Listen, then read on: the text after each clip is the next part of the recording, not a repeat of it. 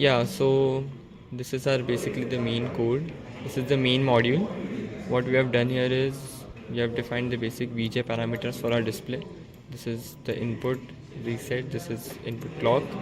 This is the time divisor, which is basically the time period for a waveform. This is the amplitude. These are the RGB values for the display. And these are the other parameters that we require for displaying our waveform on the monitor. Later we have instantiated clock divider here. The code for clock divider is this. The reason why we use clock divider is that like on FPGA board or the Z board, we get the output very immediately, so we cannot observe it with our naked eyes. So using the clock divider, we can slow down the output process and then we can observe it properly. So then we have instantiated the clock divider here. Later on, again, these are the basic parameters for our VGA display. So we'll be dividing the VGA display into a grid, like a 640 by 480 grid, and each of the point in that grid would be denoted, or we can access each of the point using a pointer, and that pointer would be navigating through X and Y axis. So later these codes are the one which we use to navigate through the grid, like the H pause, and the Y pause here, and the V pause here. Sorry, the H pause and the V pause here are used for going through the grid in X and Y axis respectively, and these are the code for navigating through the grid. Then later on, we have instantiated the function generator here. The function generator code is this, which is used to display the square waveform which we have. So we have instantiated the function generator code here with its respective parameters: the clock, reset, time divisor, which is again the time period, the amplitude, H pause, V pause, display R1, G1, which are the RGB values, etc., and the module ends here. So we are instantiating the function generator here, which would in time display the square waveform. This is the function generator code. Again, the module function generator, its parameters: clock, reset, time divisor. The time divisor is the time period, amplitude, and etc.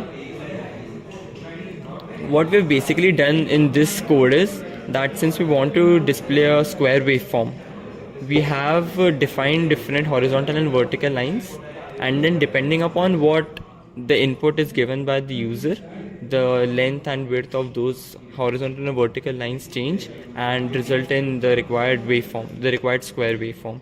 We tried implementing this using a for loop, but then there was some error occurring which we weren't able to rectify, unfortunately. So then, apart from, like, rather than going for a for loop, we went for if-else-if conditions. So we have defined each and every if and else if condition rather than going for for loop. So the ones we have explained here, like the ones we have coded here, are for the horizontal lines, and later on when we get down here, these are the ones for the vertical lines. Okay, so this is the schematic that is being generated.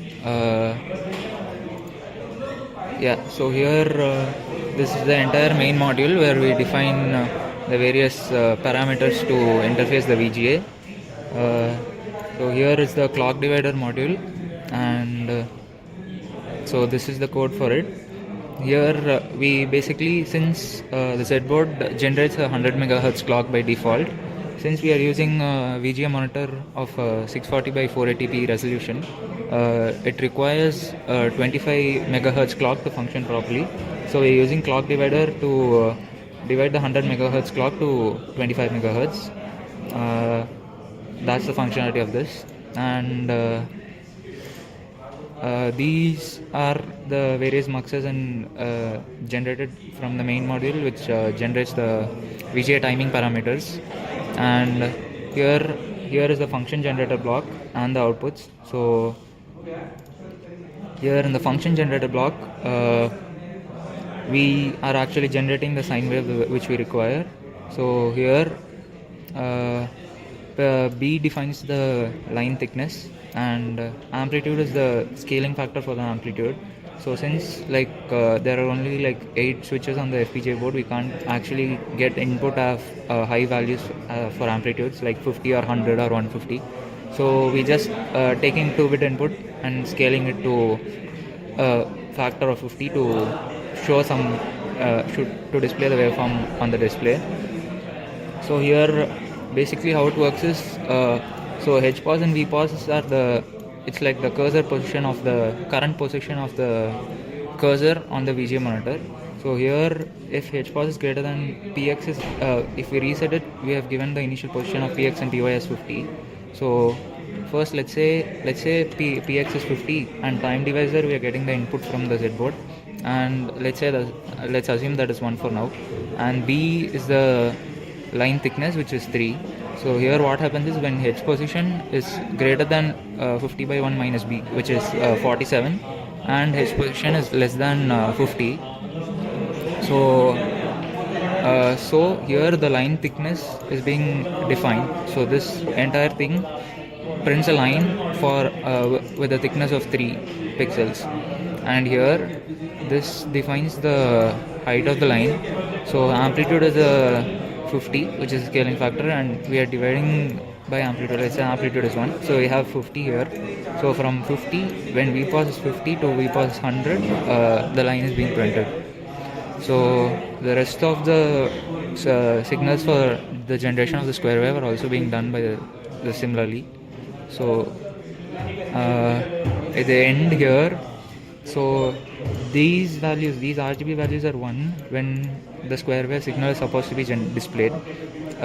At the rest of the cursor values, the RGB are being given as 0, so that the background is 0 and the waveform would show as white. So this is the entire schematic, and in the constraints file we have given these are the 4-bit RGB values for and these are the pins which have been defined. So these are the default pins given in the Z-board document, so to interface the VGA board to the VGA monitor. And here we are assigning pin M15 and H17 to amplitudes and H18 and H19 to get the time divisor as inputs. So this is our test bench in which we have defined our clock period. We have defined our input, reset, clock, time period and amplitude. These are our outputs, the RGB, H-sync, V-sync, and we have instantiated our top module, that is VGA module here. And then we have defined our clock period so that we could get a clock properly. And then we have given some set of values to the time divisor and the amplitude. After running the simulation with the use of this test bench, we are getting this as our output. So we have to start the V pause value from 51 so that our complete waveform we can see. So for this V pause to reach at least 51, we have given the H pause value as 2 here, and after giving this H pause value as 2 and clock period as 5, we are getting some values of RGB. Here this shows the F0 and F, which shows that we are getting some waveform. Coming on to the hardware implementation of our project, we have implemented our design in Vivado and generated the bit stream. We have dumped the bit stream in our Z-board ZinQ 7000 board, which will configure the FPGA, and we have assigned pins M15 and H17 to change the amplitude of our output waveform, and H18 and H19 to change the frequency of our output waveform. And we have also interfaced the VGA monitor via VGA cable to our Z-board ZinQ, and so that we can show and display the output waveform. We can modify the waveform and see the result. So that is our VGA monitor. You can see we can change the amplitude of our output waveform, and we can also change the frequency of our waveform. These are all the possibilities that we can do on our output waveform. Yeah, that's it for the hardware implementation, and with this I would like to conclude our video demonstration. Thank you.